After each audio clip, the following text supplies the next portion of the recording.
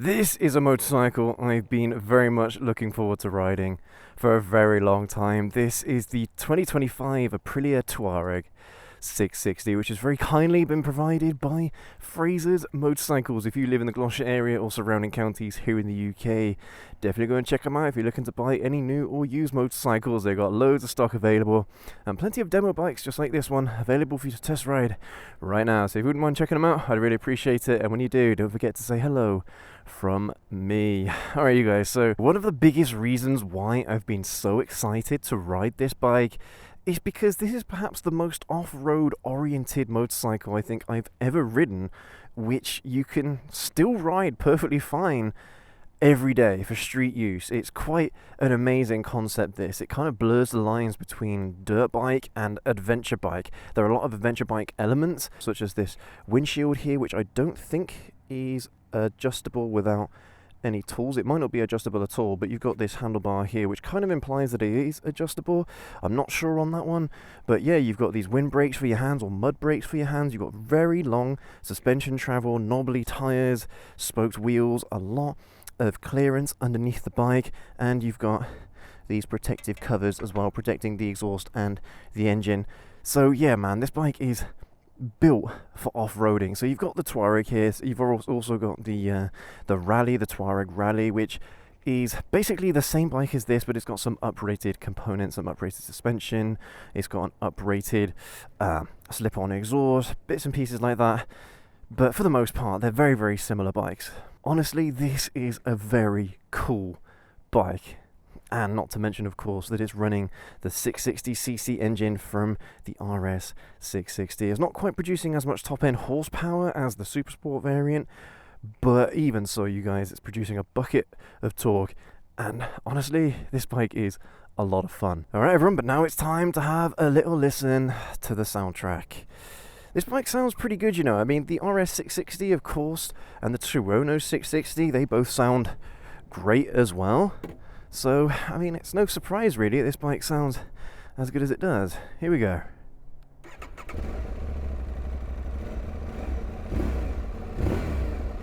So much grunt, isn't it?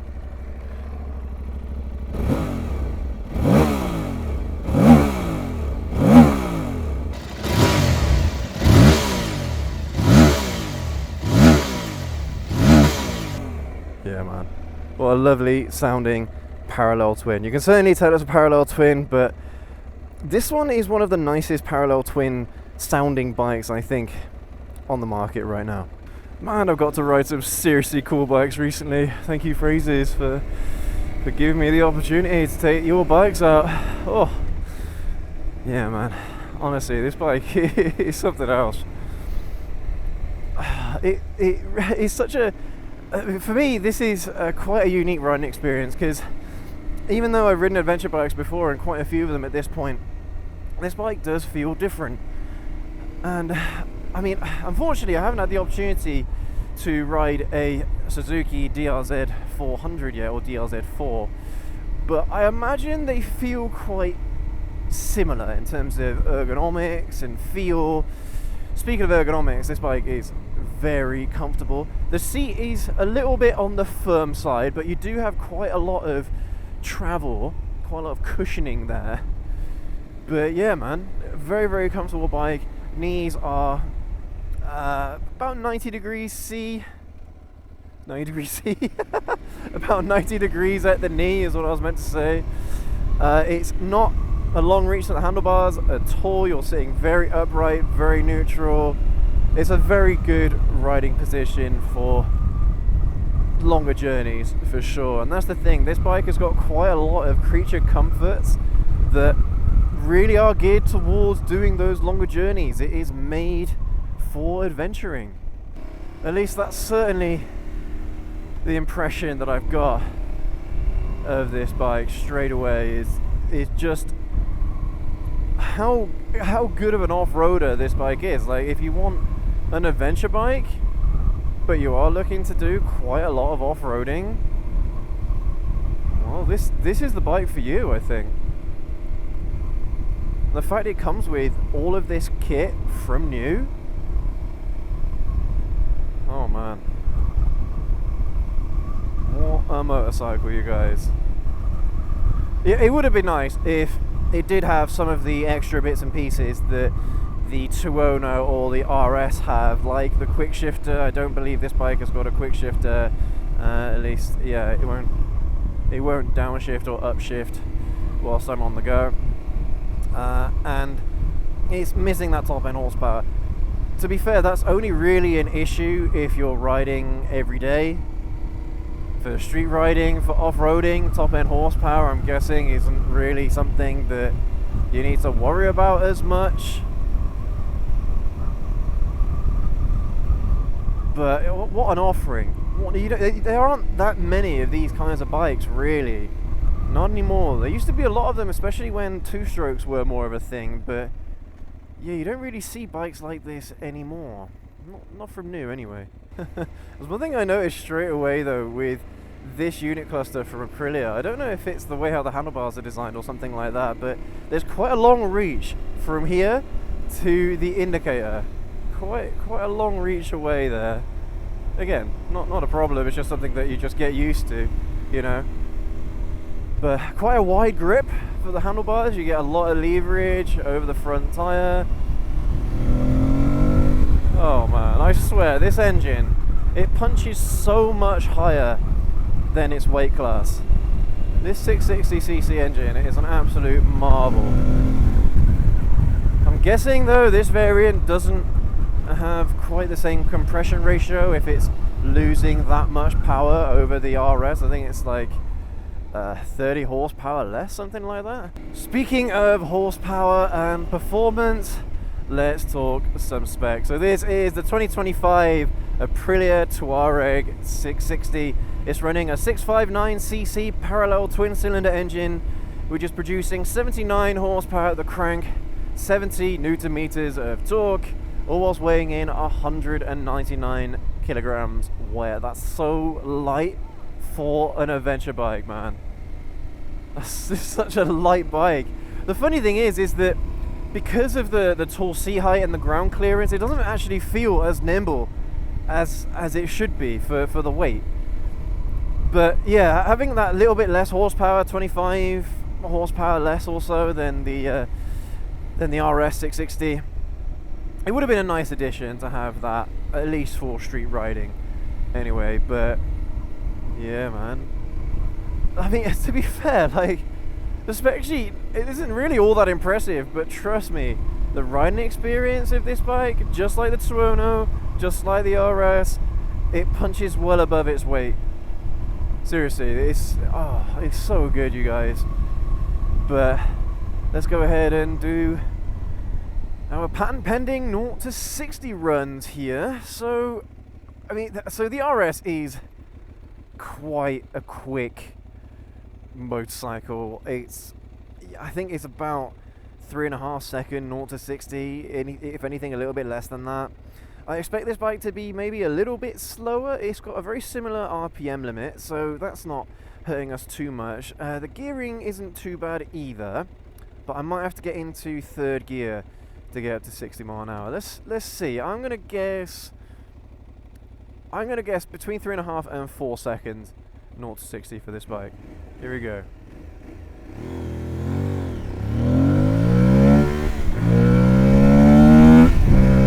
Okay, interesting. So I might just be able to get up to 60 in second gear. If that is the case, that is awesome. I can't remember what the gear ratio was like on the RS, but I'm guessing maybe 40 or 50 mile an hour in first gear. So you are missing out on quite a lot of top speed gearing 0 to 60, but well, let's try again, you guys. That wasn't a bad 0 to 60 in my opinion. Here we go.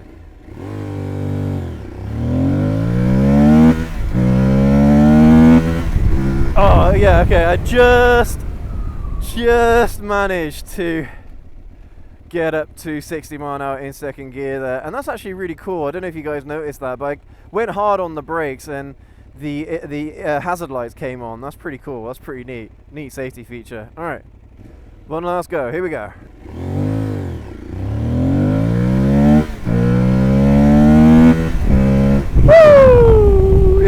baby! That's not bad, you guys. That is not bad. For this kind of bike, with this engine, that's not bad at all. That felt pretty quick. Definitely not as quick as the RS or the Tuono, but they are producing a lot more top end horsepower than this. It does drop off a little bit towards the top end of the rev range. It's almost like you hit the RPM limit, the red line. You hit red line much earlier than 11,000 RPM. I mean, obviously it's an electronic limit, so it does cut the power of the bike before it gets the red line, but even so, you guys, pretty damn good for this kind of bike. I'm sure that the V-Strom from Suzuki, the RE and the DE are probably a little bit quicker than this bike. I can't remember the V85, but I don't think it was. I think this is quicker than the V85 if I remember correctly. Even though the V85 from Moto Guzzi has got quite a lovely amount of torque, it doesn't have the RPM limit with that transverse V-twin. It doesn't quite have a lot of top end horsepower either, but his party trick is certainly the torque, man, on that bike. But yeah, certainly no slouch this bike, you guys. Getting up to from 0 to 60, you'd probably be quicker than most things on the road in a straight line, and quite competitive, to be honest with you, even with some of the heavier hitters in this class. What a bike, man. Honestly, that's the thing, like, first and second gear on this bike are so fun. You get so much of that torque, it's amazing. Alright, but let's have a little look at the dashboard here. See, I would like to try doing a little bit of off-roading if I can today at some point. I don't know if I know any places where I can do off-road. I'm not really an off-road kind of guy, you guys, so yeah, this is quite a novel riding experience for me. But yeah, let's have a look at the dashboard. So unit clusters, very traditionally Aprilia. You've got the 4 buttons here, so you've got the back button, the up down button here. You've got this button here. If you press that from the dashboard, it changes from 2 different profiles. So you've got A and B profile. That's really cool.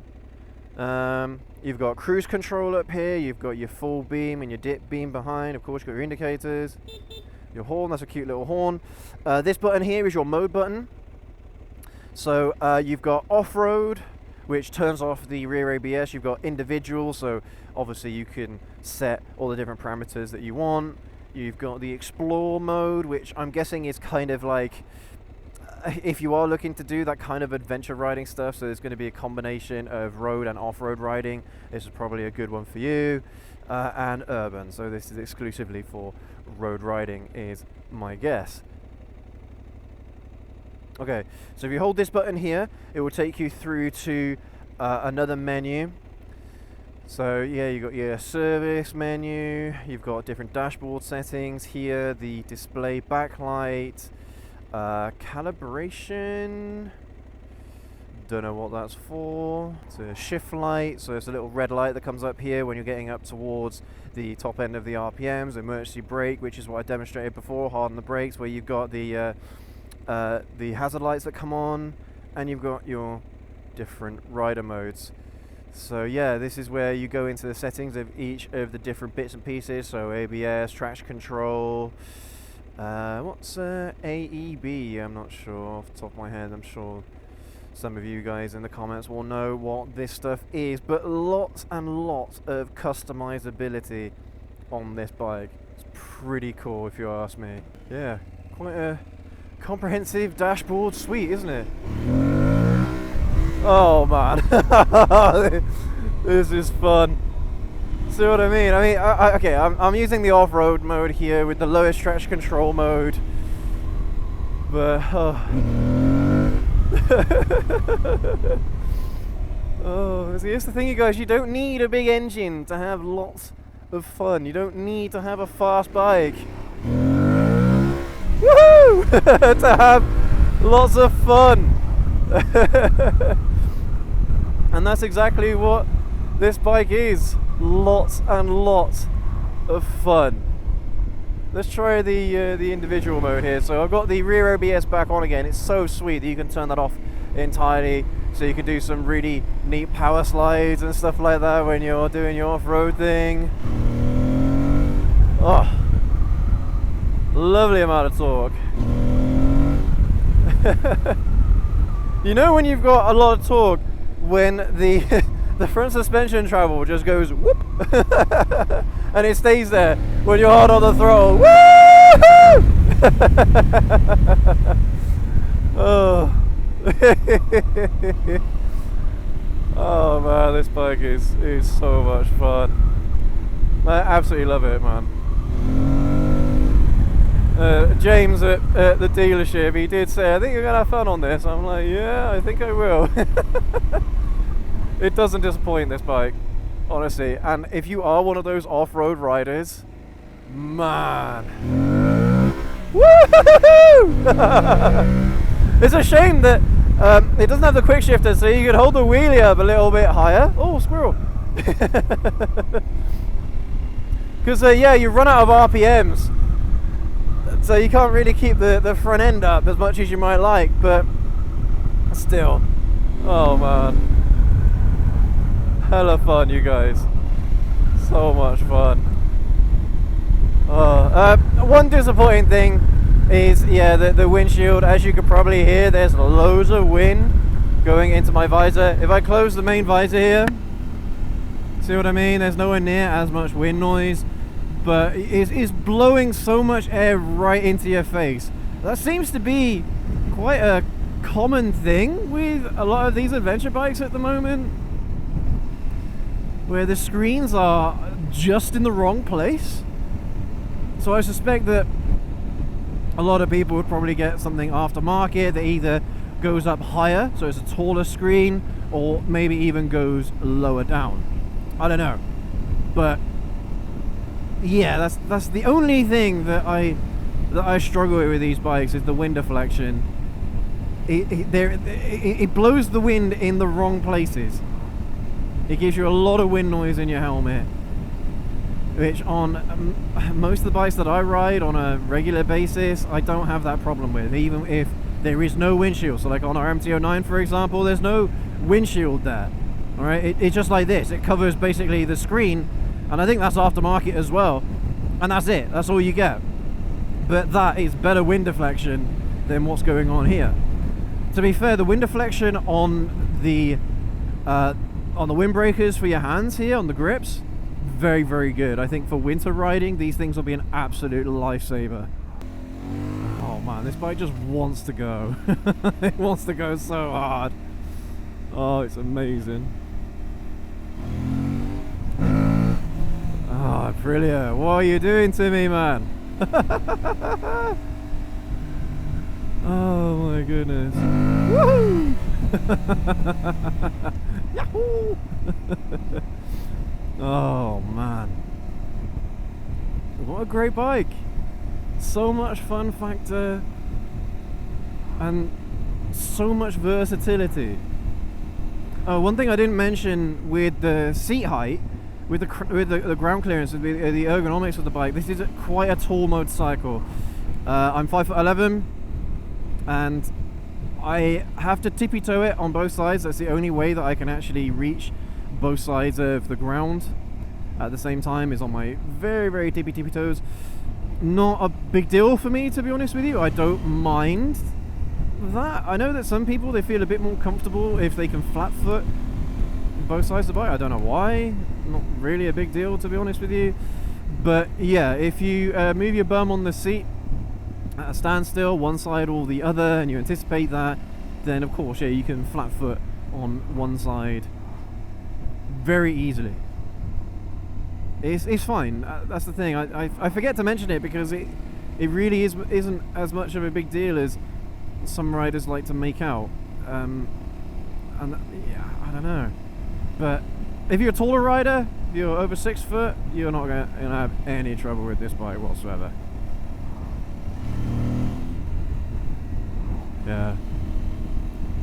It's a great bike, and I think this engine really suits this bike. Parallel twin.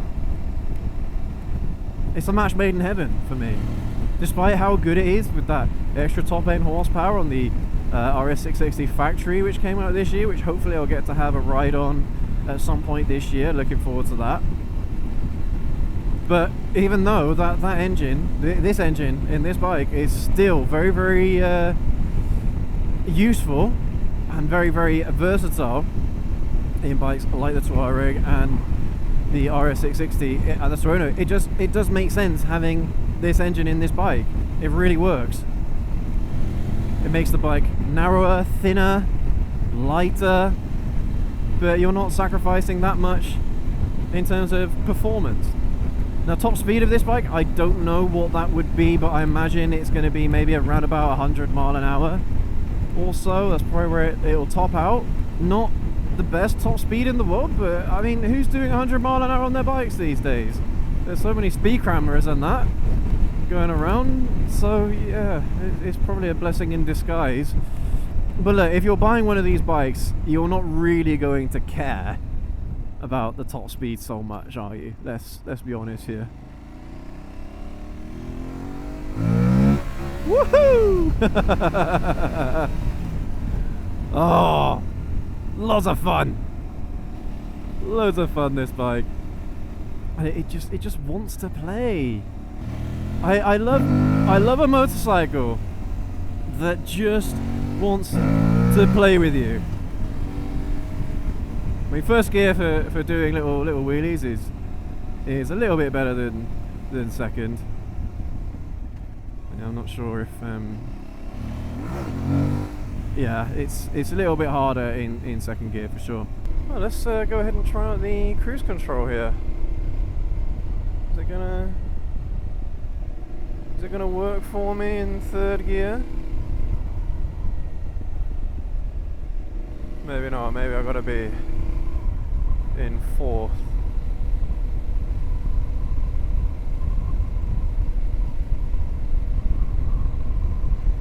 Man, why won't that come on?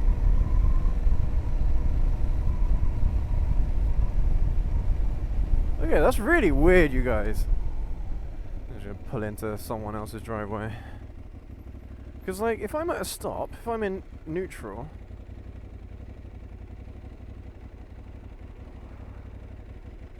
is it gonna go for me? It did before. What? Okay, right. So now the cruise controllers come on.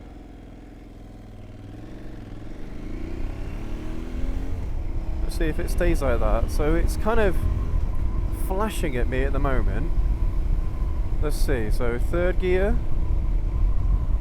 Okay, no, it doesn't like third gear. Let's try fourth.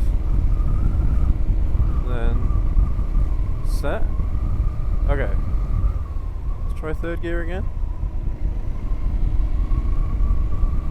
Okay, yeah, it does work in third gear as well, yeah. Or does it? Yeah, there we go. It's not the most intuitive cruise control system that there is, to be honest with you. I mean, you can do like up speed, I think. Yeah, you can. Just using this up down switch here, which is pretty neat. Of course, yeah, when you change gear, it's gonna.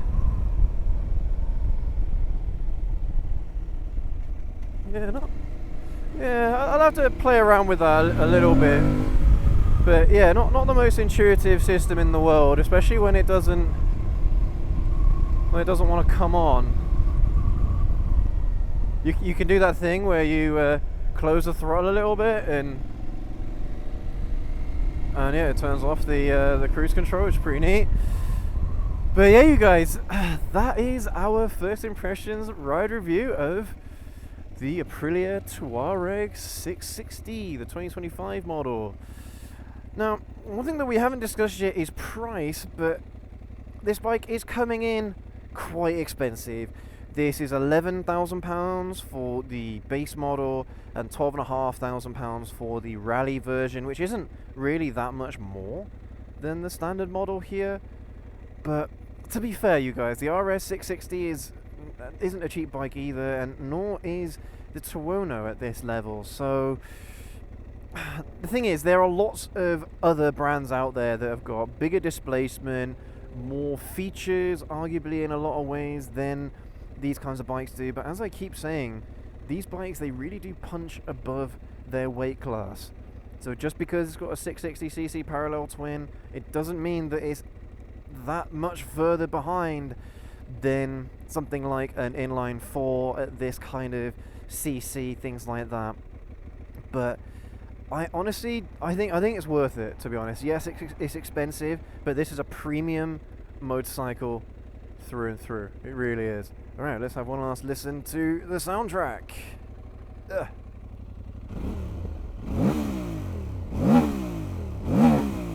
Oof. That is a lovely sounding bike right there, you guys. And I mean, one thing that I didn't really mention at the start of the video when we were doing our little walk around is just how rugged everything looks. Everything is so big and beefy. It looks seriously hard wearing, you guys. This is a serious piece of off-roading kit. If this is the kind of bike that you're looking for, something that is something where you are going to be doing a lot of off-roading, kind of like 50-50 off-roading, 50% on-road riding, you know. Yeah, man, this bike is very, very good.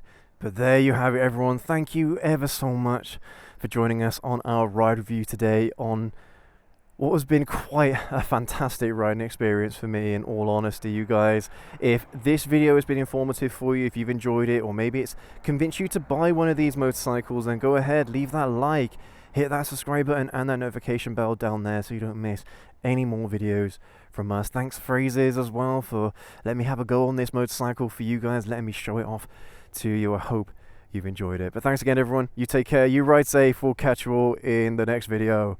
Have a good one.